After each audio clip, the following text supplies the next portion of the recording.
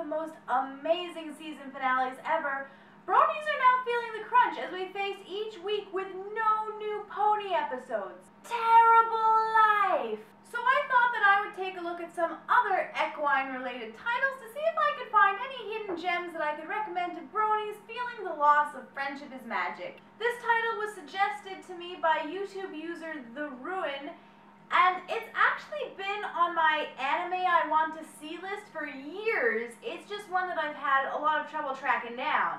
So without further ado, I'm going to take a look at Unico. 君の名前はユニコ、それしかわからない白い角のユニコ、寂しがり屋の迷いもどこへたどり着いてもすぐ仲良しができるそして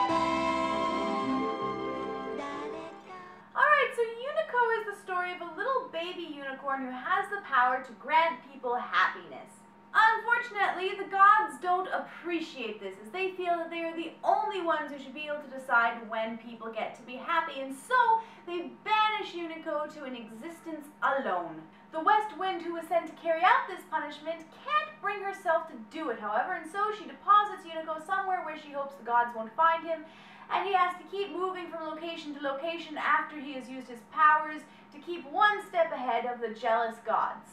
If you are an anime fan, then you may recognize the art style of Osamu Tezuka, who is often referred to as the godfather of anime and is responsible for such titles as Kimba the White Lion and Astro Boy. There are 4 Unico films, although the most common 2 are The Fantastic Adventures of Unico, followed by its sequel Unico in the Magic Island. These are preceded by a short pilot called Unico Black Cloud White Feather. The 4th is a short special entitled Saving Our Fragile Earth, which I have not been able to track down. Now, these are old films, and they are for children, so they aren't going to appeal necessarily to everyone. I myself, being something of a connoisseur of animation, quite enjoyed them, however, and if you are of like mind, then I highly recommend them. I do recommend watching them with subtitles, however, as the English dub is really terrible. There is some really great artistry in these films, though. Tezuka's style is brilliant at portraying both huggably adorable as well as majestic and beautiful. I highly enjoy all of the artwork and never once felt taken out of the story. The short pilot features a very environmental story involving a sick girl in a polluting factory. The Fantastic Adventures of Unico follows Unico's involvement with 2 separate people's lives, and Unico in the Magic Island is more of a grand, sweeping narrative with a central villain. On the whole, I think that Black Cloud White Feather might actually be the strongest piece of storytelling of the 3. However, it's not the most engaging of them. The Fantastic Adventures of Unico does drag a bit during the first half, but it gets really interesting once its villain is introduced. And by interesting, I mean, holy crap, they put this in a children's movie? From lines like, I'd like another, please. Katie's having far too much to drink. to the creepy evil suitor who turns into an enormous demonic monster of some kind. Everything picks up speed from this point and had my head spinning.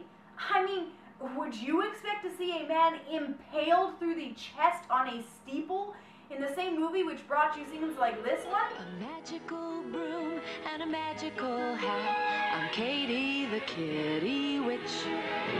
So if you ever need a magical cat, Katie's the kitty to call. Unico and the Magic Island clearly understood that the darker segments involving the villain were the strongest parts of the Fantastic Adventures of Unico film, and so they focused on a villain the entire way through. However, instead of being sinister and scary, this villain is comical and, quite frankly, totally loopy. While it was entertaining to watch the entire way through, it did lose me by being a bit too silly. This isn't really a fault though, since it is a kids movie after all, and it does have some interesting elements such as the creepy living puppets and the Trojan horse at the end of the world. On the whole, I think I do prefer the second half of the Fantastic Adventures of Unico to the rest of them, but they all work well and have their own merits. These are really great, cute kids movies, and I'm glad to have watched them. I admire all of Tezuka's work, and this is no exception. I do wish I could track down Saving Our Fragile Earth, but it does appear to be a pretty elusive release. 受けたらほら空飛ぶよユニコ大きな翼で愛のお使い幸せを呼ぶよ幸せを呼ぶよ Well, that's my little video on Unico. I hope I was able to spark your interest in an older title of the anime industry. And if you enjoyed this video, I would love it if you would like, comment, subscribe, especially comment. Love to hear your feedback. And next week, I'm going to be looking at something a little bit more mature and action-packed.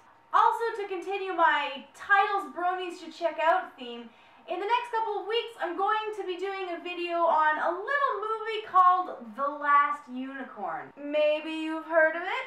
Feel free to give me some more titles to add to my list, and I will see you guys next week. Bye!